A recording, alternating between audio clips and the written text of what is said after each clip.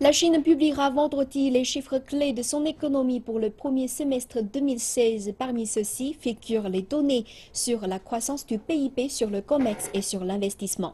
Quelles ont été les performances de l'économie chinoise au cours des 6 premiers mois de l'année?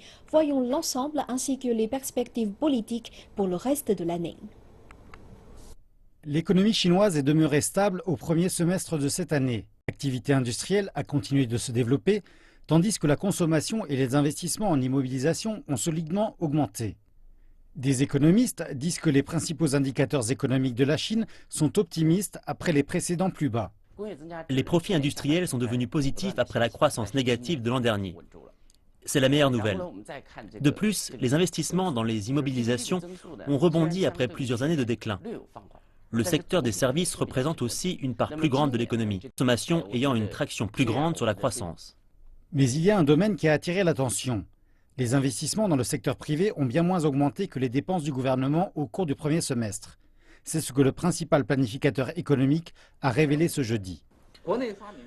L'investissement non gouvernemental a baissé cette année. Au cours des 5 premiers mois, l'investissement total a cru de 3,9%, soit 6,2 points de pourcentage de moins que l'année dernière. Les dépenses non gouvernementales représentent environ 60% de l'investissement total, ce qui est inférieur à l'année dernière. La Commission nationale pour le développement et la réforme a dit qu'elle étudie les raisons de la baisse de l'investissement dans le secteur privé et qu'elle prendra des mesures pour encourager davantage de dépenses.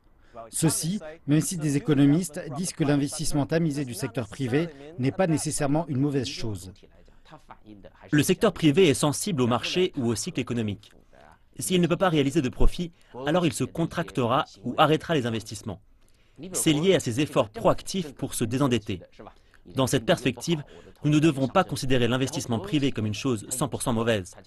C'est normal pendant une fluctuation économique. Se désendetter est l'une des caractéristiques clés de la restructuration de l'économie chinoise.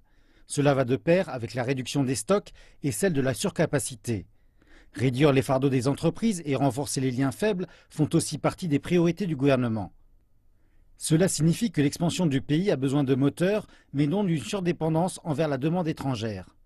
Les ministres du commerce des 20 principales économies mondiales se sont réunis la semaine dernière à Shanghai et se sont engagés pour un commerce mondial ouvert et transparent. Mais des experts disent que le vote en faveur du départ du Royaume-Uni de l'Union européenne a projeté une ombre à long terme sur cela. Les importations et les exportations entre le Royaume-Uni et la Chine ne représentent qu'une petite part du commerce extérieur de la Chine. Mais à long terme, c'est le signe de l'ouverture d'une nouvelle ère, de démondialisation.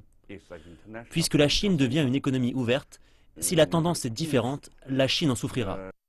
Il est largement entendu que la Chine ne favorise pas un stimulus à grande échelle pour augmenter son taux de croissance, mais plutôt la qualité de son développement. Les nouveaux moteurs de croissance sont en préparation, mais des mesures ciblées sont attendues au second semestre de cette année afin que l'économie de la Chine continue d'avancer.